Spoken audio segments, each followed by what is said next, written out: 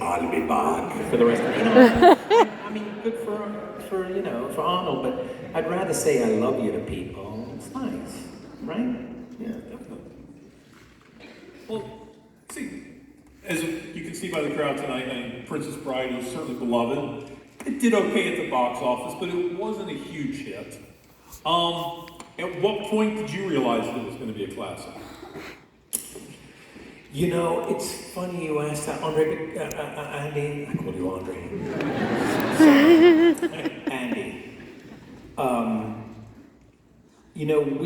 Nobody sets out to make a bad movie. I know you've sat through films and gone, these guys really worked hard at making this film suck. But I promise you, no one in their right mind sets out to make a bad movie. Everybody thinks that the movie they're making hopefully will resonate with the audience. I mean, that's the whole point, right? And, we're making this film, and it's Rob Reiner, who's fresh off Spinal Tap and Stand By Me, and it's a cast of Billy Crystal and Chris Guest and Peter Cook, and, all these wonderful people, Peter Falk, Columbo. I got to work with Columbo. I mean, it's crazy. And we're all thinking this is a shoo-in. It's funny, it's silly, it's irreverent. There's action, there's love, there's sword fights, there's giants, there's little people. We were like a traveling circus, literally. The giant and the little people. Little people dressed as rodents of unusual size. And we thought, well, that's going to find an audience for sure, right? Well, the movie opened the same weekend as Fatal Attraction. Oh, no. Which just, every theater owner just cleared out all the other theaters in their movie house and replaced it with Fatal Attraction. And we were gone within a week. And I'll never forget, Rob Reiner took us all to dinner in New York. And, the studios are very aware if the movie's going to be a hit or not, literally, before it's released. They've already test screened it, they've already done the numbers. It's very depressing. And they tell the producers and the director, they go, hey, maybe we'll make some money on the back end somewhere down the line, And so Rob took us all to dinner in New York. I'll never forget the whole cast, and he stood up and he made a speech and he goes, look, I have some bad news and some good news. The bad news is that we don't think that the picture's going to perform the way we hoped it would. And there was a big groan at the table. Everyone went, no, like that, because it's fine, it's fine. All I want to say on the good news front is that this was, without a doubt, the most joyful experience I've ever had making a movie. And we're all uplifted by it, but at the same token, we're thinking, oh man, it sucks that this movie's not going to resonate, after all the hard work we put in it.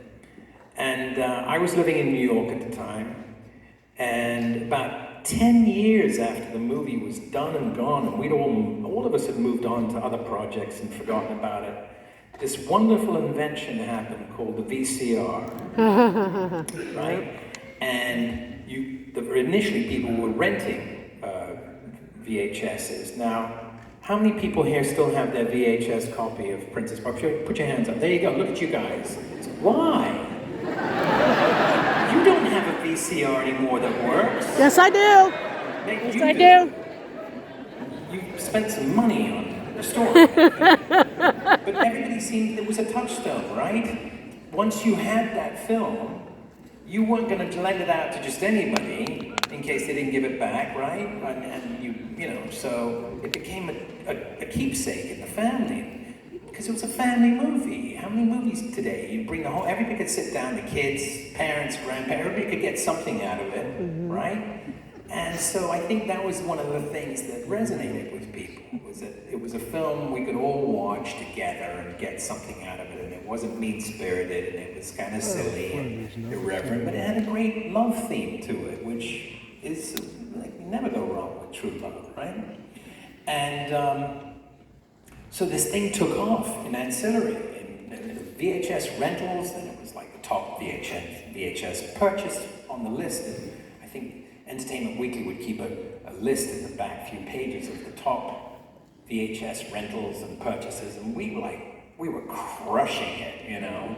And I'm thinking, wow, this is crazy. This movie, after being mostly dead for a decade, suddenly people were watching it, you know? And I was in a restaurant in Manhattan, and I think I was ordering a hamburger or something, and the waitress said to me, how do you want that cooked? And I went, I don't know, medium rare, like that. She went, as you wish.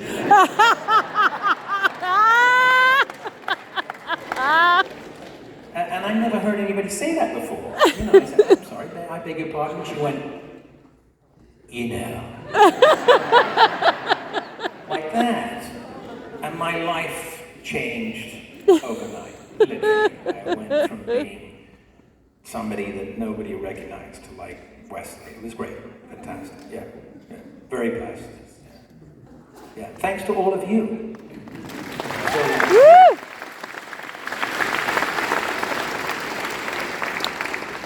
I can say personally, this film has brought much joy to me in my life. Oh, I've loved it since I saw it.